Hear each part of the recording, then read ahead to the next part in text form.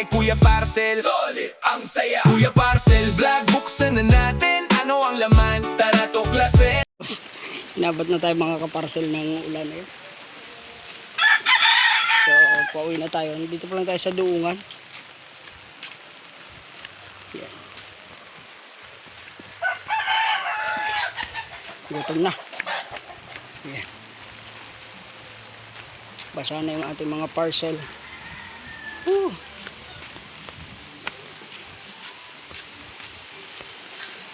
Silong tayo sa sa covered court. 154 na mga kaparcel. So inabot tayo ng pinakamalakas na ulan dito. Sobrang lakas ng ulan dito sa Duungan. Kaya ito, isinangag natin kanina. So kainin na natin at talagang habang nagpapatila tayo ng ulan. Sobrang lakas. So kain na tayo mga kaparcel. Ayan, magandang hapon.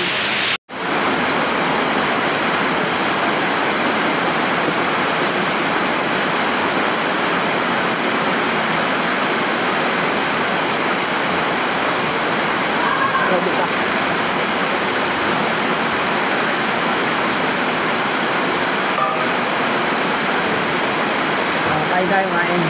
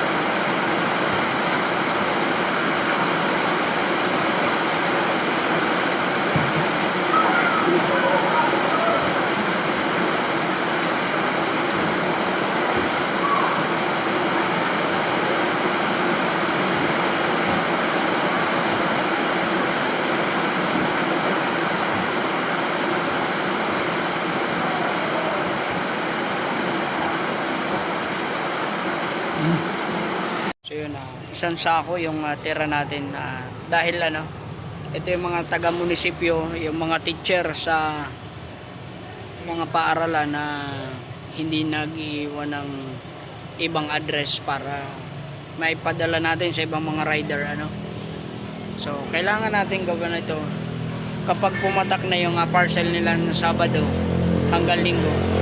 So 2 gabi tayo naghihirap ng ganito. Akala nung iba napakadali na, kuya bukas mo na lang ibalik yung parcel, kuya sa Lunes mo na lang dalahin yung parcel. Sobrang hirap po ng ginagawa namin. Kailangan namin tawagan ito ng 3 beses bawat tawag ay kailangan merong 10 seconds yung tinatagal. Saka lalo na kapag hindi sumasagot yung mga receiver natin. So napakadami ng tira natin, nasa mahigit 30. So makati sa ulo, gutom, sakit sa ulo ang inaabot natin. So yun lang, tapusin na natin to. Tayo mga kaparcel, inaabot na naman tayo ng 8:35. So ganito yung sistema natin kapag Sabado at Linggo.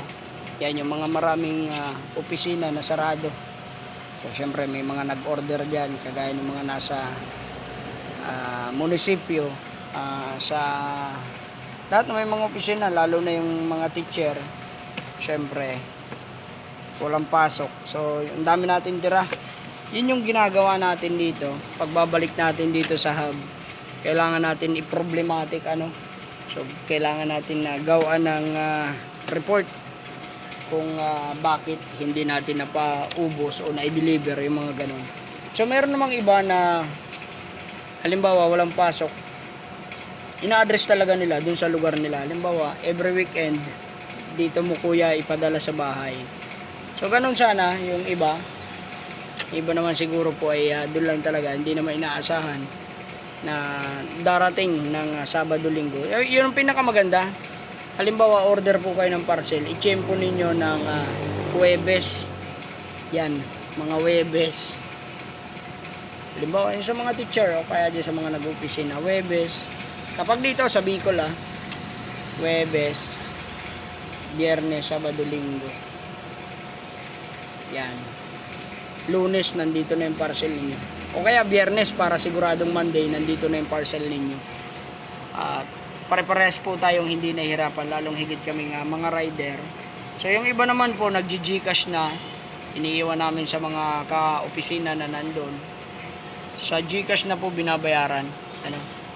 Online payment na sila. So ayun lang, maraming salamat at magandang gabi. Uwi na ang inyong Kuya Parcel. Let's go!